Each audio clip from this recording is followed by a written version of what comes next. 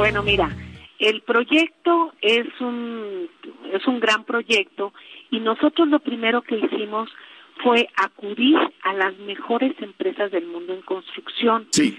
Y no cabe duda que las 4 que seleccionamos son las mejores y con un gran reconocimiento. Con base en eso nosotros hicimos unas bases, es como un pedido, qué es lo que queremos. Y les dijimos, estas son las bases, queremos hacer una refinería con estos términos, en estas condiciones, con estos tiempos, con varias cosas. La ley dice que tienen tanto tiempo para contestar, preguntas, juntas de aclaraciones, así se llaman, y se llevó todo este proceso. Desafortunadamente, las 3 empresas no cumplieron alguna parte de las bases. Porque hubo una primera empresa que de plano desde el principio dijo... Una empresa, Technip, cuando le entregamos las bases y las dio, dijo, yo declino. ¿Está bien? Diariamente en este país, el gobierno hace muchísimas licitaciones. Sí. Y en las licitaciones, pues hay empresas que participan y hay empresas que declinan.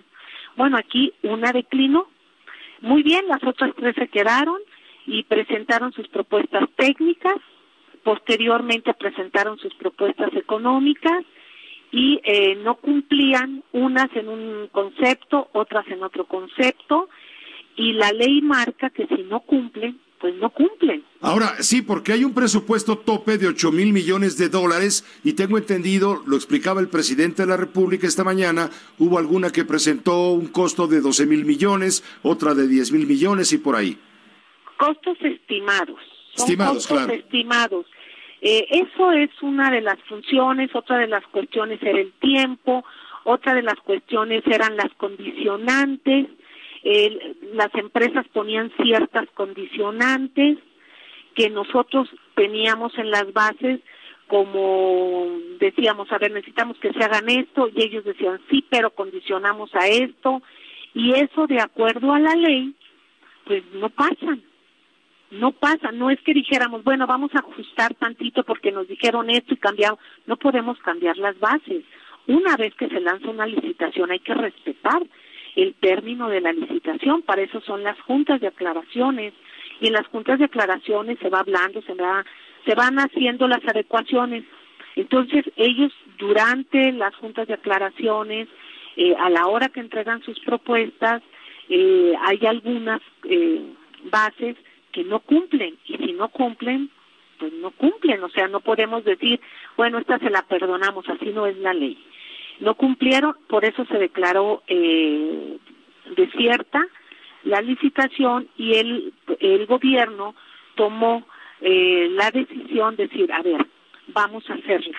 Claro, sí, pero mi pregunta, Rocío, perdón la interrupción, mi pregunta es, ¿por qué si llegó a esta conclusión el presidente de la República y la Secretaría de Energía a tu cargo, por qué ahora, después de este fallo que ocurrió con las licitadoras, por qué no tomaron de plano si es tan importante, es una prioridad pues del gobierno, por qué desde el principio no salió Energía y dijo, yo lo hago? Qué bueno que me lo dices, sí, a ver, qué bueno que me lo dices. Bueno. Tenemos a 107 días de iniciado el gobierno, un récord histórico, lanzamos una licitación para una refinería. A los 158 días damos un fallo. No cumplen las bases y nosotros sí tenemos prisa porque queremos hacer este proyecto. Inmediatamente tomamos la decisión B. La decisión B, si no cumplen estas bases, pues ni modo de decir, ay, no hacemos la refinería, porque no cumplieron nuestras bases. Nuestro objetivo fue ir primero por un project manager internacional, como son ellos, pero si no cumplen las bases, si no cumplen los requisitos, que nos vamos a hacer nosotros. Son 2 planes y vamos por el plan B. Ahora, en este plan B, Rocío Nale, ¿qué garantías hay de que el gobierno no va a gastar más de lo destinado y va a cumplir en tiempo y forma en lo planteado, que no se va a exceder del año 2022? Fíjate qué bueno que mencionas esto. Te voy a explicar. No es algo que no podamos hacer. Ya lo hicimos. La refinería de Cadereyta se empezó a construir en 1975. y la gasolina empezó a producirse en febrero de 1979, en 3 años y meses. Pero hubo un momento que al mismo tiempo estábamos construyendo 2 refinerías. Salina Cruz se empezó a construir en 1978, 77, 78. Entonces, y Salina Cruz se tardó 4 años. Entonces, ya se han hecho. Y le hicieron como project manager Pemex. Pemex en ese momento tenía un área que se llamaba SPCO, que es Subdirección de Proyectos y Construcción. Era un área muy grande, era un área que se tenía ya un desarrollo de ingeniería muy grande, y la hacía. Hoy la tecnología ha avanzado más que antes. Te estoy hablando de la década de los 70. Entonces, pues yo no entiendo por qué de repente a los mexicanos nada más nos dicen que no podemos, que no somos capaces. Nosotros sí le apostamos a que los mexicanos sí podemos y somos capaces. Tenemos hoy muchas ingenierías, muchas universidades. Yo hoy recordaba, para la gente que nos escucha, y un reconocimiento al Politécnico Nacional. El general Lázaro Cárdenas del Río decreta, por ejemplo, de formar el Instituto Politécnico Nacional, y su eslogan hasta la fecha es la técnica al servicio de la patria. O sea, estamos hablando de 1938, cuando ya visualizaba que teníamos que formar técnicos para que desarrollaran el país. Hoy tenemos muchísimas universidades muy buenas, públicas y privadas. Tenemos un mundo de jóvenes preparados, tenemos un mundo de jóvenes con maestrías y especialidades. Pues hay que aprovecharlo. Entonces, lejos de decir no se puede, no es factible, es qué bueno, vamos a sumarle. No es un proyecto de López Obrador o del presidente o de la Secretaría de Energía, es un proyecto de México. Y que por eso, iniciando a 4 o 5 meses, estamos tomando la determinación de hacerla. Si no se pudo bajo las bases, la licitación, con las grandes empresas que nosotros buscamos, pues es el momento que nosotros tomemos el reto y lo hagamos. Estaba escuchando a la persona que estabas entrevistando. Sí, a David Shell, sí. A ver, pues yo creo que él no sabe que ya en diciembre la Cámara de Diputados ya nos autorizó y tenemos para este año 50,000 millones de pesos para la primera etapa de la construcción de la refinería. Para el siguiente año van otros 50,000 millones de pesos y para el tercer año 64,000 millones de pesos. Ya está en el presupuesto, ya están aprobados.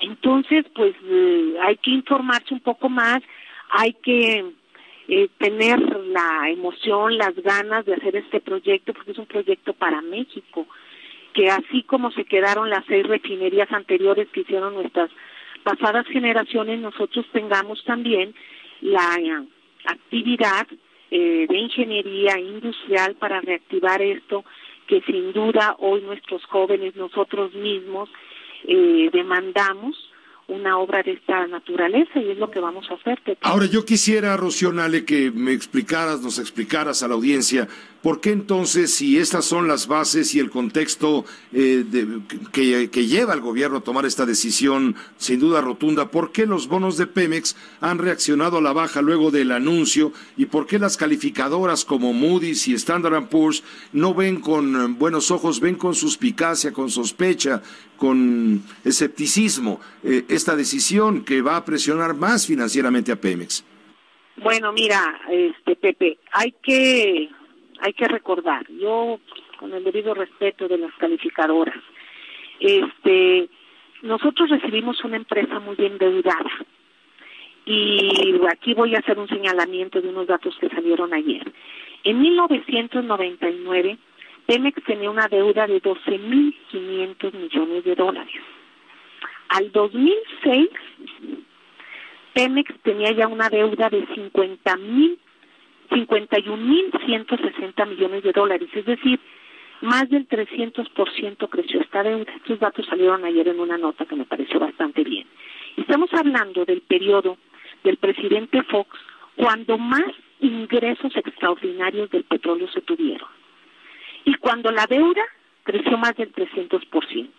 En el 2012, la deuda se fue a 58.646 millones de dólares, o sea, más del 15% en lo que fue el gobierno del presidente Calderón, y fue cuando los precios del petróleo estuvieron más altos en el mundo.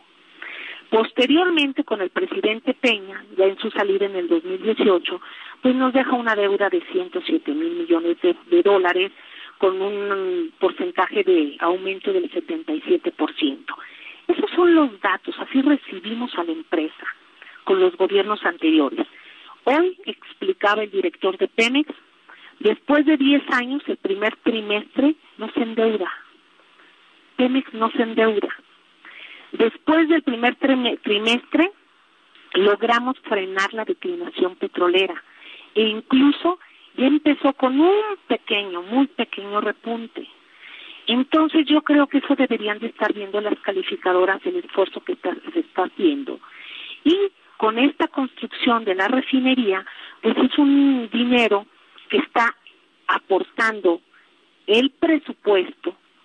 Esto ya lo autorizó el presupuesto en la Cámara de Diputados y no entiendo por qué lo van a ver mal.